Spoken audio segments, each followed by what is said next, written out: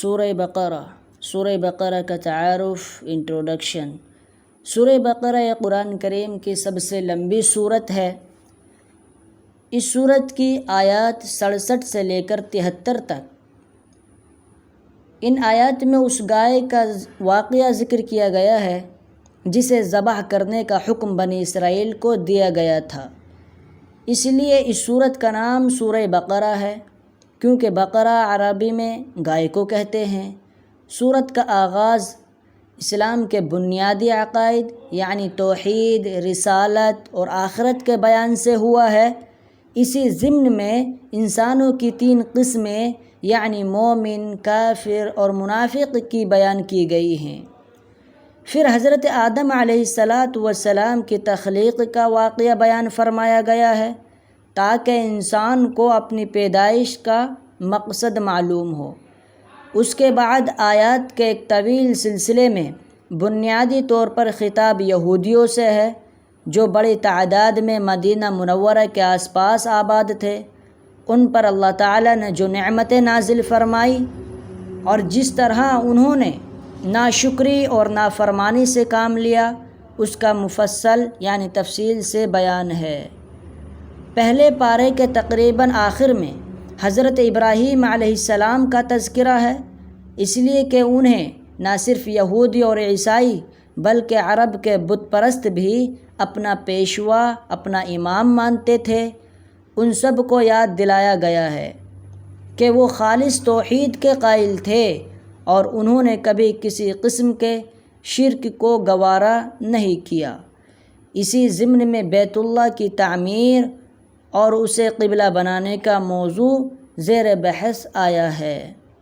دوسرے پارے کے شروع میں اس کے مفصل احکام بیان کرنے کے بعد اس صورت میں مسلمانوں کی انفرادی اور اجتماعی زندگی سے متعلق بہت سے احکام بیان فرمائے گئے ہیں، جس میں عبادات سے لے کر معاشرت، خاندانی امور اور حکمرانی سے متعلق بہت سے مسائل داخل ہیں۔ سورہ بقرہ کے اندر 286 آیات ہیں اور 40 رکوع ہیں۔ سورہ بقرہ قرآن پاک کی ترتیب میں دوسری سورت ہے اور سورہ بقرہ یہ مدنی سورت ہے۔ بسم اللہ الرحمن الرحیم۔ شروع اللہ کے نام سے جو سب پر مہربان ہے، بہت مہربان ہے۔ الف لام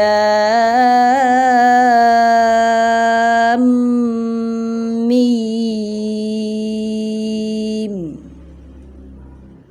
الف لام میم کی تفصیل اور تفسیر۔ مختلف سورتوں کے شروع میں یہ حروف اسی طرح الگ الگ نازل ہوئے ہیں، ان کو حروف مقطعات کہتے ہیں،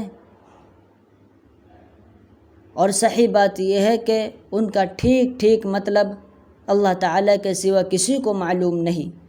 یہ اللہ تعالیٰ کی کتاب کا ایک راز ہے جس کی تحقیق میں پڑھنے کی ضرورت نہیں، اور عقیدے یا عمل کا کوئی مسئلہ ان کے سمجھنے پر موقوف نہیں یعنی اٹکا ہوا نہیں ہے۔ ذَلِكَ الْكِتَابُ لَا رَيْبَ فِيهِ هُدًى لِّلْمُتَّقِينَ۔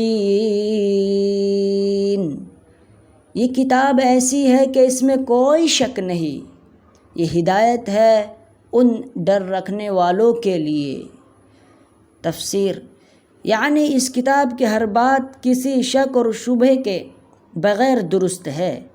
انسان کی لکھی ہوئی کتاب کسی کتاب کو 100% شک سے بالا تر نہیں سمجھا جا سکتا، کیونکہ انسان کتنا ہی بڑا عالم ہو، اس کا علم محدود ہوتا ہے، ایک دائرے کے اندر ہوتا ہے، اور اکثر اس کی کتاب اس کے ذاتی گمان پر مبنی ہوتی ہے۔ لیکن چونکہ یہ کتاب اللہ تعالیٰ کی ہے جس کا علم لامحدود ہے، جس کی کوئی حد نہیں اور 100% یقینی بھی، اس لیے اس میں کسی شک کی گنجائش نہیں۔ کسی کو شک ہو تو یہ اس کی ناسمجھی کی وجہ سے ہوگا۔ کتاب کی کوئی بات شبہ والی نہیں ہے۔ اگرچہ قرآن کریم نے صحیح راستہ ہر ایک کو دکھایا ہے، خواہ وہ مومن ہو یا کافر، اس لیے اس معنی کے لحاظ سے اس کی ہدایت سب کے لیے ہے، لیکن نتیجے کے اعتبار سے دیکھا جائے تو اس ہدایت کا فائدہ انہی کو پہنچتا ہے جو اس کی بات مان کر اس کے تمام احکام اور تعلیمات پر عمل کریں۔ اس لیے یہ فرمایا گیا کہ یہ ہدایت ہے ڈر رکھنے والوں کے لیے جو بے دیکھی چیزوں پر ایمان لاتے ہیں۔ یعنی ڈر رکھنے کا مطلب یہ ہے کہ انسان یہ بات ہمیشہ پیش نظر رکھے کہ اسے ایک دن اللہ تعالیٰ کے حضور اپنے تمام اعمال کا جواب دینا ہے، لہٰذا مجھے کوئی کام ایسا نہ کرنا چاہیے جو اس کی ناراضگی کا باعث ہو۔ اسی خوف اور دھیان کا نام تقویٰ ہے۔ بے دیکھی چیزوں کے لیے قرآن کریم نے غیب کا لفظ استعمال فرمایا ہے۔ اس سے مراد وہ چیزیں ہیں جو آنکھوں سے دکھائی نہیں دیتی، نہ ہاتھ سے چھو کر یا ناک سے سونگھ کر انہیں محسوس کیا جا سکتا ہے، بلکہ وہ صرف اور صرف اللہ تعالیٰ کی وحی کے ذریعے معلوم ہوتی ہیں۔ یعنی یا تو قرآن کریم میں ان کا ذکر ہے یا حضرت صلی اللہ علیہ وسلم نے وحی کے ذریعے وہ باتیں معلوم کر کے ہمیں بتائی ہیں۔ مثلاً اللہ تعالیٰ کی صفات، جنت اور دوزخ کے حالات، فرشتے وغیرہ۔ یہاں اللہ کے نیک بندوں کی یہ تعریف کی جا رہی ہے کہ یہ لوگ صرف اللہ تعالیٰ اور اس کے رسول صلی اللہ علیہ وسلم کے ارشادات پر یقین کر کے ان چیزوں کو دل سے مانتے ہیں جو انہوں نے آنکھوں سے نہیں دیکھیں۔ یہ دنیا چونکہ امتحان کی جگہ ہے، اس لیے اگر یہ چیزیں آنکھوں سے نظر آ جاتیں اور پھر کوئی شخص ان پر ایمان لاتا تو کوئی امتحان نہ ہوتا۔ اللہ تعالیٰ نے ان چیزوں کو انسان کی نگاہ سے پوشیدہ رکھا ہے، چھپائے رکھا ہے، لیکن ان کے وجود کے بے شمار دلائل مہیا فرما دیے ہیں، عطا فرما دیے ہیں کہ جب کوئی شخص ذرا انصاف سے غور کرے گا تو ان باتوں پر ایمان لے آئے گا اور امتحان میں کامیاب ہوگا۔ قرآن کریم نے بھی وہ دلائل بیان فرمائے ہیں جو انشاءاللہ آگے آتے رہیں گے۔ ضرورت صرف اس بات کی ہے کہ قرآن کریم کو حق طلبی کے جذبے سے غیر جانبدار ہو کر پڑھا جائے اور یہ خیال دل میں رکھا جائے کہ یہ معاملہ ایسا نہیں ہے کہ اس میں لاپرواہی برتی جائے، یہ انسان کی ہمیشہ کی زندگی کی بہتری اور تباہی کا معاملہ ہے۔ لہٰذا یہ ڈر دل میں ہونا چاہیے کہ کہیں میری نفسانی خواہشات قرآن کریم کے دلائل ٹھیک سمجھنے میں رکاوٹ نہ بن جائے، نفسانی خواہشات رکاوٹ نہ بن جائے۔ اس لیے مجھے اس کی دی ہوئی ہدایت کو تلاش حق کے جذبے سے پڑھنا چاہیے اور پہلے سے دل میں جمے ہوئے خیالات سے ذہن و دماغ کو خالی کر کے پڑھنا چاہیے تاکہ مجھے واقعی ہدایت نصیب ہو۔ یہ ہدایت ہے ڈر رکھنے والوں کے لیے کا ایک مطلب یہ ہے۔ الذين يؤمنون بالغيب ويقيمون الصلاة ومما رزقناهم ينفقون، جو بے دیکھی چیزوں پر ایمان لاتے ہیں اور نماز قائم کرتے ہیں اور جو کچھ ہم نے انہیں دیا ہے اس میں سے اللہ کی خوشنودی کے کاموں میں خرچ کرتے ہیں۔ تفسیر: جو لوگ قرآن کریم کی ہدایت سے فائدہ اٹھاتے ہیں، یہاں ان کی اہم صفات بیان فرمائی گئی ہیں۔ ان میں سے سب سے پہلی صفت تو یہ ہے کہ وہ غیب یا اندیکھی چیزوں پر ایمان لاتے ہیں، جس کی تفصیل پیچھے گزری۔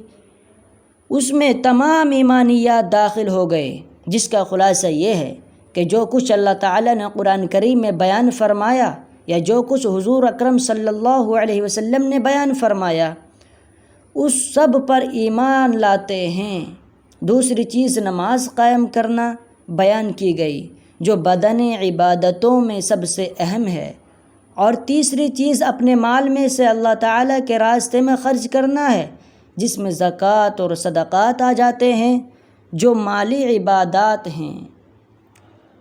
والذین یؤمنون بما انزل الیک وما انزل من قبلک وَبِالْآخِرَةِ هُمْ يُوقِنُونَ، اور جو اس وحی پر بھی ایمان لاتے ہیں جو آپ پر اتاری گئی، اور اس پر بھی جو آپ سے پہلے اتاری گئی، اور آخرت پر وہ مکمل یقین رکھتے ہیں۔ تفسیر، یعنی اس بات پر ایمان رکھتے ہیں کہ جو وحی حضور صلی اللہ علیہ وسلم پر اتاری گئی وہ بھی بالکل سچی ہے، اور جو آپ سے پہلے انبیاء کرام علیہ السلام مثلا موسیٰ یا حضرت عیسیٰ علیہم السلام وغیرہ پر نازل کی گئی تھی وہ بھی بالکل سچی تھی، اگرچہ بعد میں لوگوں نے اسے ٹھیک ٹھیک محفوظ نہ رکھا بلکہ اس میں تحریف کر دی اور اس کو بدل ڈالا۔ اس آیت میں ایک لطیف اشارہ، ایک باریک اشارہ اس طرف بھی موجود ہے کہ وحی کا سلسلہ حضرت صلی اللہ علیہ وسلم پر ختم ہو گیا۔ آپ کے بعد کوئی ایسا شخص پیدا نہیں ہوگا جس پر وحی آئے یا اسے پیغمبر بنایا جائے، کیونکہ یہاں اللہ تعالیٰ نے صرف حضرت صلی اللہ علیہ وسلم پر نازل ہونے والی وحی اور آپ سے پہلے کے انبیاء علیہ السلام پر نازل ہونے والی وحی کا ذکر فرمایا ہے، آپ کے بعد کی کسی وحی کا ذکر نہیں فرمایا۔ اگر آپ کے بعد بھی کوئی نیا پیغمبر آنے والا ہوتا یا اس کی وحی پر ایمان لانا ضروری ہوتا تو اس کو بھی یہاں بیان فرمایا جاتا، جیسا کہ پچھلے پیغمبروں سے یہ عہد لیا گیا تھا کہ آپ حضرات کے بعد حضور اکرم صلی اللہ علیہ وسلم تشریف لانے والے ہیں، آپ کو ان پر بھی ایمان رکھنا ہوگا۔ دیکھیے قرآن کریم سورہ آل عمران آیت نمبر 81 میں۔ اور آخرت سے مراد وہ زندگی ہے جو مرنے کے بعد حاصل ہوگی اور جو ہمیشہ کے لیے ہوگی، اور اس میں ہر بندے کو دنیا میں کیے ہوئے اعمال کا حساب دینا ہوگا، اور اسی کی بنیاد پر یہ فیصلہ ہوگا کہ وہ جنت میں جائے گا یا جہنم میں جائے۔ اگرچہ یہ آخرت بھی ان اندیکھی چیزوں یعنی غیب میں داخل ہے، غیب کی چیزوں میں داخل ہے جس پر ایمان لانے کا ذکر سب سے پہلے کیا گیا ہے، لیکن آخرت میں اسے علیحدہ کر کے خصوصی اہمیت کے ساتھ ذکر کیا گیا ہے۔ شاید اس کی وجہ یہ ہے کہ آخرت کا عقیدہ ہی در حقیقت انسان کی سوچ اور اس کی عملی زندگی کو صحیح راستے پر رکھتا ہے۔ جو انسان یہ یقین رکھتا ہو کہ ایک دن مجھے اللہ کے سامنے پیش ہو کر اپنے ہر عمل کا جواب دینا ہے، وہ کسی گناہ یا جرم کے ارتکاب پر کبھی ڈھٹائی کے ساتھ آمادہ نہیں ہوگا۔ اولئک علی ھدی من ربہم واولئک ھم المفلحون، یہ ہیں وہ لوگ جو اپنے پروردگار کی طرف سے صحیح راستے پر ہیں، اور یہی وہ لوگ ہیں جو فلاح پانے والے ہیں یعنی کامیابی پانے والے ہیں۔ ان الذین کفروا سواء علیہم اانذرتہم ام لم تنذرہم لا یؤمنون، بے شک وہ لوگ جنہوں نے کفر اپنا لیا ہے ان کے حق میں دونوں باتیں برابر ہیں، چاہے آپ ان کو ڈرائیں یا نہ ڈرائیں وہ ایمان نہیں لائیں گے۔ یہاں ان کافروں کا ذکر ہو رہا ہے، اس آیت کی تفسیر یہ ہے، یہاں ان کافروں کا ذکر ہو رہا ہے جنہوں نے یہ طے کر لیا تھا کہ چاہے کتنے واضح اور روشن دلائل ان کے سامنے آ جائیں وہ کبھی حضرت صلی اللہ علیہ وسلم کی دعوت پر ایمان نہیں لائیں گے۔ حضرت عبداللہ بن عباس رضی اللہ تعالی عنہما نے اس آیت کی تفسیر میں فرمایا کہ یہ وہ لوگ ہیں جو کفر پر اڑ گئے ہیں۔ ترجمے میں کفر اپنا لیا ہے کہ الفاظ اسی مفہوم کو ادا کرنے کے لیے استعمال کیے گئے ہیں۔ ڈرانا انذار کا ترجمہ کیا گیا ہے۔ قرآن کریم نے انبیاء علیہ السلام کی دعوت کو بکثرت ڈرانے سے تعبیر فرمایا ہے، کیونکہ انبیاء علیہ السلام لوگوں کو کفر اور بداعمالیوں کے برے انجام سے ڈراتے ہیں، لہٰذا آیت کا مطلب یہ ہوا کہ آپ چاہے ان کو دعوت دیں یا نہ دیں، ان کے سامنے دلائل پیش کریں یا نہ کریں، چونکہ انہوں نے تہیہ کر رکھا ہے، یہ بات طے کر رکھی ہے کہ کوئی بات ماننی ہی نہیں ہے، اس لیے وہ ایمان نہیں لائیں گے۔ ختم اللہ علی قلوبہم وعلی سمعہم وعلی ابصارہم غشاوہ وَلَهُمْ عَذَابٌ عَظِيمٌ۔ اللہ نے ان کے دلوں پر اور ان کے کانوں پر مہر لگا دی ہے، اور ان کی آنکھوں پر پردہ پڑا ہوا ہے، اور ان کے لیے زبردست عذاب ہے۔ تفسیر: اس آیت میں واضح فرمایا گیا ہے کہ ضد اور ہٹ دھرمی بڑی خطرناک چیز ہے۔ اگر کوئی شخص ناواقفیت یا غفلت وغیرہ کی وجہ سے کسی غلطی کا ارتکاب کرے تو اس کی اصلاح کی امید ہو سکتی ہے، لیکن جو شخص غلطی پر اڑ جائے اور یہ تہیہ کر لے کہ کسی بھی حالت میں بات نہیں ماننی، تو اس کی ضد کا آخری انجام یہ ہوتا ہے کہ اللہ تعالیٰ کی طرف سے اس کے دل پر مہر لگا دی جاتی ہے، جس کے بعد اسے حق کو قبول کرنے کی صلاحیت ہی ختم ہو جاتی ہے۔ اللہ تعالیٰ اس حالت سے ہم سب کو محفوظ رکھے، آمین۔